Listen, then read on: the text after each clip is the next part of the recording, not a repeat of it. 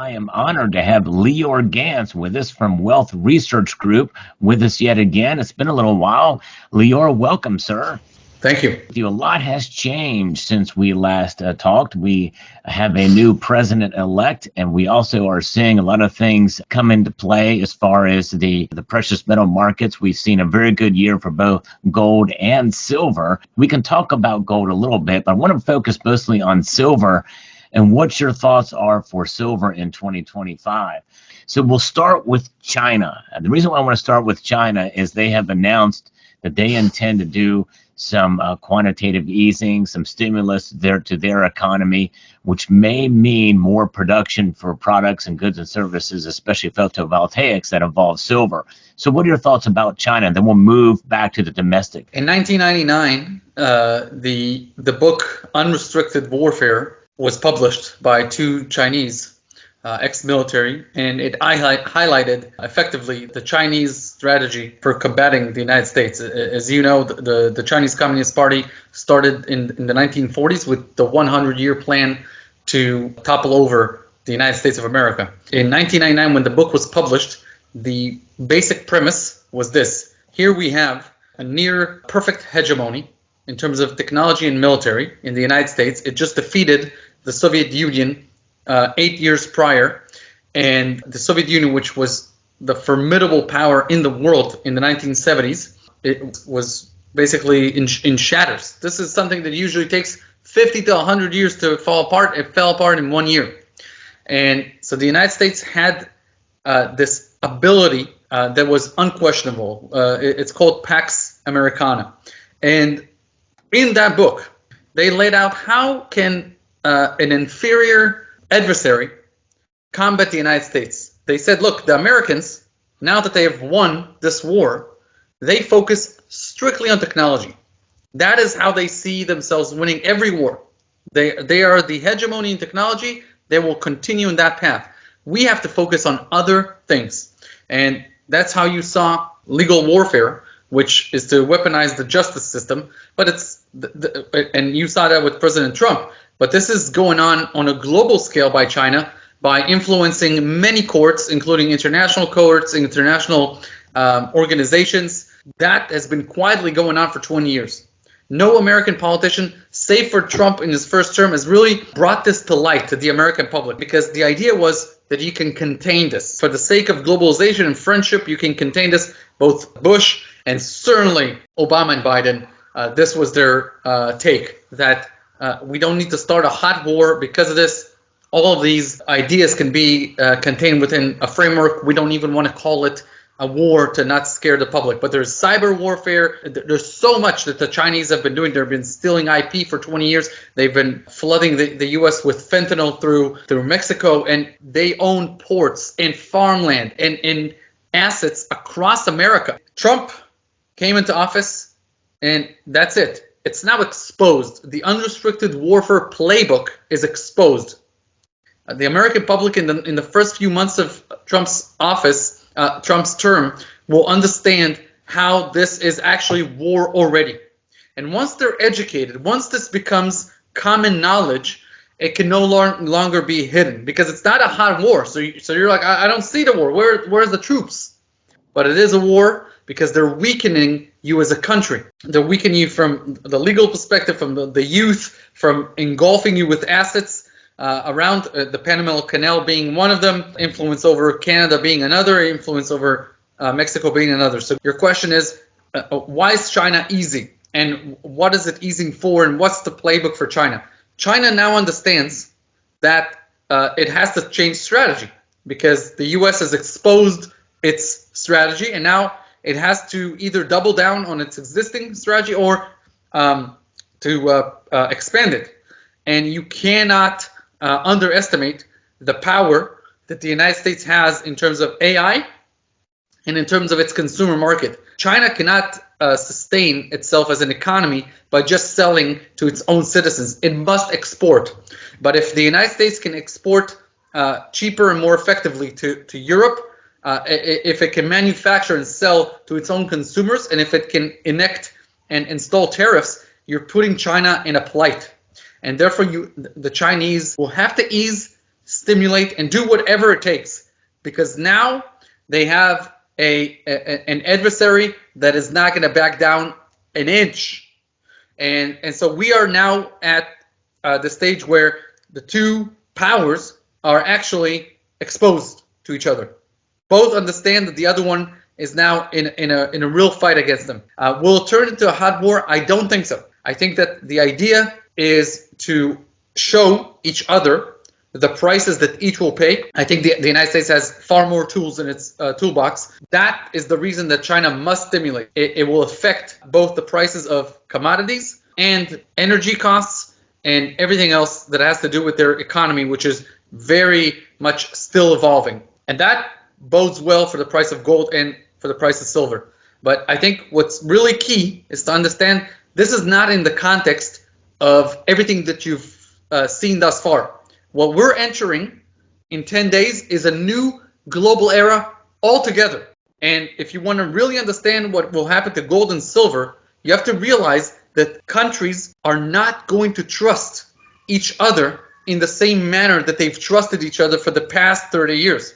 And that means that commodities will become far more valuable because countries will not be able to trust other countries to supply it for them. They will need to make their own strategic reserves. And for some countries, that will cost more, but you will have to pay that extra cost if you want that security for your citizens.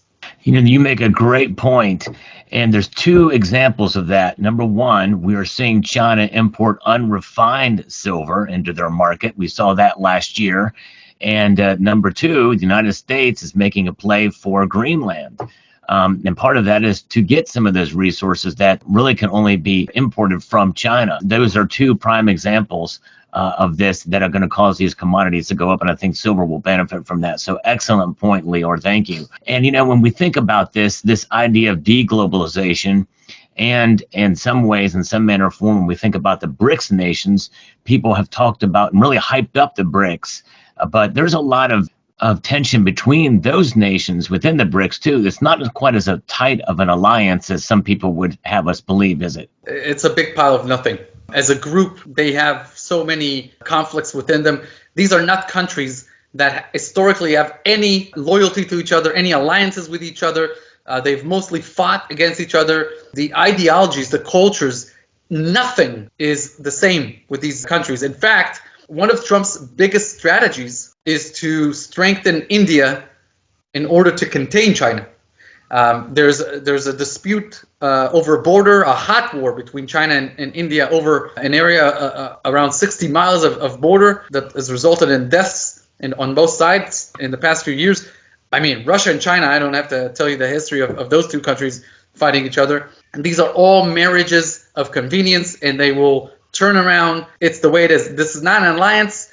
It's nothing. So I wouldn't worry 1 second about the BRICS. The United States is taking a different role in the world going forward. It's going back to what the original pioneers that fled Europe and its endless wars in order to go to America and build a new future where it's for the people, by the people, of the people, where it's constitutional, where the sovereign is the person, the citizen, where the borders are secure, where you have two oceans guarding you, where you have friendly neighbors. This is where you're going back to. You're going back to common sense and national security. And America first doesn't mean that you won't have any influence. America will have a massive amount of influence, more influence than ever before. The 1993 to 2024 agenda, save for those 4 years of Trump, was something to the effect of this. There were two competing trains in the world between 1945 and 1993. And you can either join this train or this train. In 1993, that train fell off the track. The Soviet Union train fell off the track, and some even jumped from that train to this train. This train is capitalism. It's America. It's democracy. It's liberty. And that train started to pull away. And if you were not on it, then what happened was the people that were on it said, why don't you join us? Why don't you come here? Look how good this train is. Look at all these stalls that we have. Look at the champagne flowing. Look at everything that we can offer you. This train is amazing. This train is capitalism. But not all onlookers love that train. Some cultures don't give any merit to capitalism. They see it as superficial, they see it as secular, they see it as many things. They don't like it. To the American that's drinking his coffee or his champagne or his beer and watching his telly and his football, and he's like, this is the best thing ever. But to these people, some of them onlookers, they don't see the magic here. They don't see the beauty. The problem is that these people wanted this to work so badly because this train was a gravy train that they told all the onlookers, here bread, here's breadcrumbs, here's cakes, here's money, here's everything. Just join us. Let's have global peace. When it didn't work, when these people, instead of joining the train, put sticks on the tracks and tried to blow up the train, the people on the train were like, well, they do that because they're scared to join us, or they're victims, or they're this, or they're that. They made every excuse up not to understand that, hey, these are just not people that want to join you. These are adversaries. These are enemies. And so these people realize, man, these people are fanatic. At any cost, they want us to join them. So we should take their free money, their free aid, their free everything, and just pretend to like them. And that is really the strategy of Obama and Blinken and all these pathetic academic losers that have no grip with reality, no common sense. In the new era that we are entering, this train wants to double their speed, and if you're on the tracks, you're getting pushed off the tracks. Now, if you want to join, they'll stop and let you join, but you'll have to swear your loyalty to Western values. Gone are the days where you can just infiltrate through an open border. And so the influence of this train is going to be even bigger than before, but not at all costs. This is not me selling you my seat on this train for nothing just so I can have you smile at me. This is you running and running and running to catch up with my train, and you can join on my terms, only if you are loyal to our terms. And so the Trump strategy is to expose countries that want to be on that train, on this train, but are too gutless to do this. Perfect example, Justin Trudeau. Another perfect example would be the UK ruling party right now. All of these very progressive, postmodernist, post-nationalistic regimes in dying cultures will have to make a choice.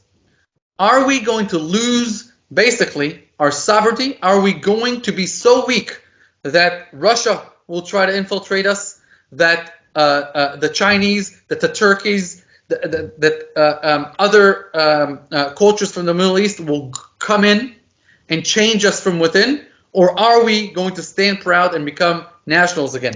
And that is the era we're getting into. The price discovery of precious metals and all other commodities and just in general assets is very, very special, because we just don't know yet what all of these commodities are worth if you can't trust open seas, if you enact tariffs whenever you want as a tool. How much is silver worth if for the next 3 months you slap 100% tariff on imports of silver? How much is it worth?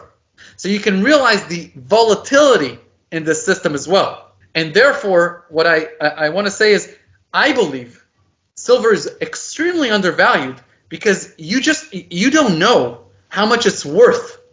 But the likelihood that it's worth less than more is a little laughable. Market crash, not market crash, we'll get over market crashes. The fundamental thing to remember is, for the last 15 years, the Western countries have not secured their minerals, and now they will need to. And how much will that cost us to do? It comes at a cost. Okay, you need to build new refineries, new mines, fast track these permits, jobs, equipment, all of this. Once you realize now you're at an open race. There is a race between, I wouldn't call them the BRICS countries, but they're just the countries that are not Western cultures, and the West. And Europe is somehow cut in the middle here, where they will either get their senses back, or they will see their best people, their conservatives, move to the United States and become Americans on worker visas, or other ways of doing it. And America should do this. America should become the place where the West thrives, and the rest will have to face the stupidity of their fantasies. There is a train, it's moving, you're either on it or you're not, but we're not asking you nicely to join it anymore. It's because it's moving. That is my point. And if you understand this, then you understand why this train needs to have its own silver, its own oil, its own natural gas, its own minerals, because otherwise the train will not function. I think that's part of what Trump wants to do, especially with the Greenland and getting more drilling happening here in the United States as well. And you touched on the market crashes. You know, we've seen what happened in March of 2020. We saw what silver did, moving below $12 an ounce. In fact, last year there was a very small mini flash crash in the markets, and we saw silver fall then. But it didn't take long for it to snap right back up again. And I think that likely, probably, if we do see that again, if we get into a recession, that could repeat itself. But those are very, very temporary times. I'm feeling pretty good about silver. I like to be as realistic as I can about the metal, but I think there's much more working for it than against it, as you've mentioned. But what do we have coming maybe on the heels of a new Trump administration? We still have persistent inflation that we're dealing with. We also have what the Fed is going to do or not do. They've actually now scaled back the amount of rate cuts they're going to do from 4 to 2. They may go back to 3. They sort of oscillate back and forth there. But I think that if the Federal Reserve decides to not do some of these cuts, we may see some pressure on gold and silver. We also have a bond yield situation where it's moving in a direction that is concerning to some folks. But what are your prospects for the United States in terms of our economic situation that Trump may have to deal with, that could have an impact on precious metals, especially silver? When the hit Pearl Harbor, Churchill heard it first on the radio. What he said was, "I went to bed that night a saved man, because America is like a giant boiler, and once you heat it up, there is no limit to the energy that it can create." And I think that most Americans, because they've been living in this era between 1993 and today, the last 30 years, they don't understand the potential of America. They don't realize what assets this country has. They are inexhaustible. You will see a renaissance and a golden age in America, a golden age of prosperity. You will hit $100,000 per capita GDP. You become so rich, so much richer than you currently are. The sky's the limit. Your recession, your 30-year recession, is over, in my opinion. America is going to go back to normal, to being excellent, to being a beacon for the rest of the world. And I think that you should understand that. It's coming like you've never seen it before. This will be the renaissance for America. What is best to understand about this is you have opportunities abound. In every state in America, there are opportunities. Whether it be in manufacturing, construction, AI, all of the high-tech industries, low-tech, everything. With regards to your question about market crashes and the Fed, interest rates are probably going to stay normalized at these levels. And at these levels, everything's okay. There are many other tools, except for low interest rates, to stimulate an economy. You will have opportunity zones, which are areas that for the next 5 years are zero taxes on everything. Not only income tax, but all taxes. If you move to that area, you build a new city, a new Silicon Valley, a new this, a new that, for the first 5 years, tax-free. Debt-ridden cities, crime-ridden cities, these are cities that are going to go through fundamental change. The electorate are going to demand this because they will see other cities prosper. So, and other countries are going to demand this from their leaders. They're going to say, why don't you call Doge? Why don't you call Elon and Vivek and see how they did it? And bring it to our country. We want to be as efficient as they are. I think America is going back to being the leader, but not as a preacher as they were in the Clinton or Bush insanity or Obama's collective suicide of America, or Biden's, who knows even what to call this administration. You're going back to being the leader because of who you are, because of what you have created in the world, which is the greatest civil document ever, the Constitution and the Bill of Rights. So that's where I think the world is moving towards. Inflation, all that, these are things that will be fixed. Do you trust that the government can fix it or not? That and unleash this potential or not? That is really the only question you need to ask yourself. Is the most accomplished group of people to ever serve in government together Donald Trump, a trifecta, a person who was number one in New York real estate, the most hardballs profession in the world, number one in the media, the number one rated show in America, and then the number one politician in the world. Can this person, who attracted the richest person in the world, some of the best entrepreneurs in the world, do you realize the caliber of your administration is uncanny? And so there's a lot of work. You were this close to the edge, this close to the abyss. If Kamala Harris would have won, you would not have been a country anymore. Democracy would have been in question. But you've survived that, and with flying colors. The mandate is clear, and that's where America is moving towards. Maybe I did not answer your direct question. Can you just ask that again, and I can just reply really quick to the actual question that you asked? I'm sorry about that. I'm optimistic as well, Lior. However, I do think some of what happened in the previous 4 years will not fully manifest itself until later. That's what I fear.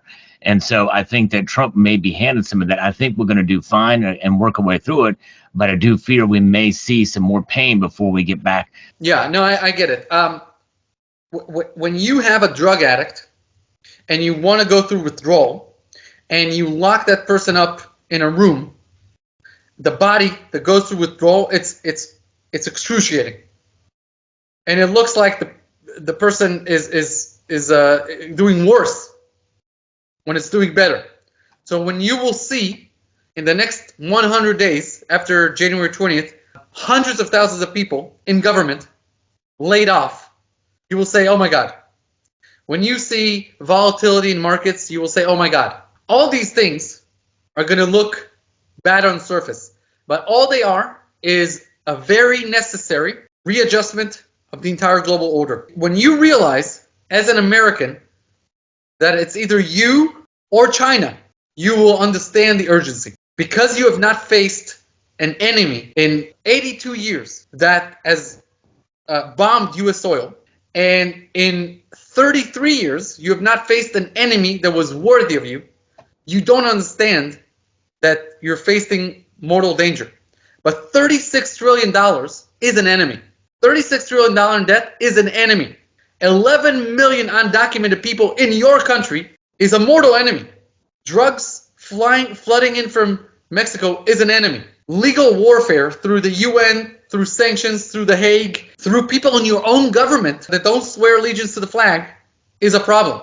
Bribe money in your elite universities, teaching your Ivy League students pure crap is an epidemic. This administration will clear all that up. They understand the dangers, and they also know that they have 4 years. So there'll be a lot of hiccups because you were at the bottom of the barrel. What is the wealth disparity in your country?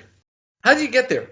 It's corruption. It's institutional corruption. It's a deep state elite culture, and that has to be gutted, and no action will be spared to do that. That's it. Yes, and we need all those reforms you talked about, and they need to happen. We need, in a sense, to feel that pain, because you're exactly right. $36 trillion is an enemy. The administrative state, the unelected bureaucrats are an enemy from within that need to be rooted out. So you're exactly right. And so the markets will react emotionally to that, and we may see some suffering in the commodity sector temporarily, but in the end, I am bullish for silver. I think it's going to survive, and the markets are going to survive, and we're going to be better off when we come out the other end of this. It may take a while, but well, thank you. And I appreciate it, Lior, for your thoughts and contributions and knowledge about all of this. You know, if you want to learn more about Lior Gant, check out wealthresearchgroup.com. And Lior, thank you so much for your insight on the precious metal markets, what's happening around the world, and how all this ties in together. Really appreciate it. Anything else you want to say before we go? Year-end prediction for silver. between 37 and 45. This is my prediction for how silver will end the year. For 2024, by the way, it was between 29 and 32. So I was right there. Hopefully I'm right there with 37 to 45. That's number one. Two, my portfolio. If you want to download and have access to my entire portfolio, wealthresearchgroup.com/portfolio. Third, you can sign up for our free financial newsletter. It drops every Sunday, Tuesday, Thursday. If you like that kind of content that I'm doing here, geopolitical, but it's also financial and economic, it's in the newsletter. And you're the first one, the first audience to hear about this.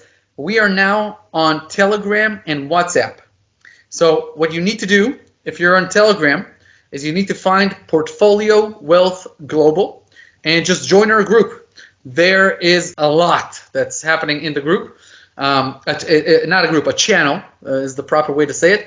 And it has a replica channel on WhatsApp. So you go to the channel tab on WhatsApp, you search Portfolio Wealth Global, you're in. That is a mix, basically, of the newsletter and more like bulletin messages. So I love that. Exclusive content, more personal. Urge everybody to be part of all of these outlets. Thank you again so much for your knowledge and sharing all of that with us. And I want to extend a multitude of gratitude to each and one of you for taking the time to watch this video, and encourage you to please rate, share, comment, and subscribe.